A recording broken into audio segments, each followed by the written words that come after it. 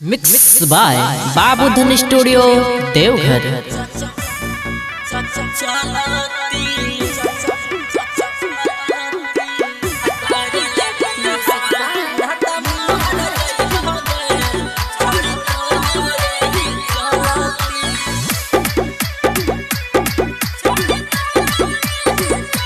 कोठावा पर बोलाई के लिया होठावा पचुमा के लिया यतने हम गलती कोठावा पर बोलाई के लिया होठावा पचुमा के लिया यतने हम गलती करे बियाहवा नाता महर जाइबोगे छौरी तोरे ही चलती करे बियाहवा नाता महर जाइबोगे छौरी तोरे ही चलती।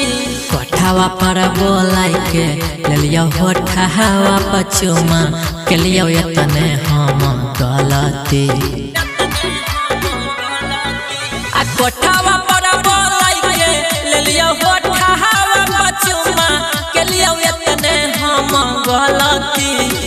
करे बियाहवा नाता महर जाइबोगे छौरी तोरे ही चलती करे बियाहवा नाता महर जाइबोगे छौरी तोरे ही चलती।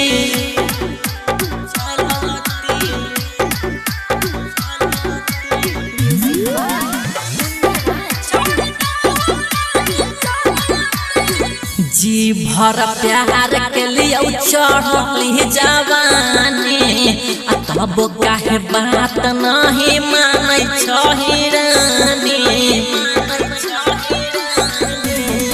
लफुआ नहीं बुझी है हमारा ही तोर दीवाना जब तक जियब हो रानी करब नहीं बहाना जब कहबी अइबौ हम बारात लेके गे हम ही बनबौ तोर दुल्हावा करे बियाहवा नाता महर जाइबोगे छौरी तोरे ही चलती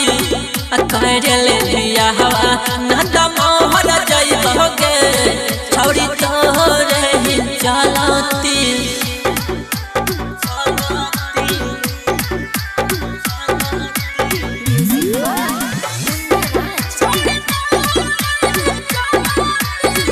हमारा तो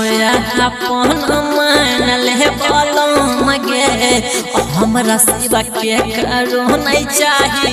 सनम गे हमरा से कहियो तू जाई हो नहीं दूर गे कहबी तो डाल देबौ अभी सिंदूर गे बाबू धन सत्यम कहला पुआ हमरा गे रानी तोरे ही चलती करे बियाहवा नाता महर जाइबोगे छौरी तोरे ही चलती।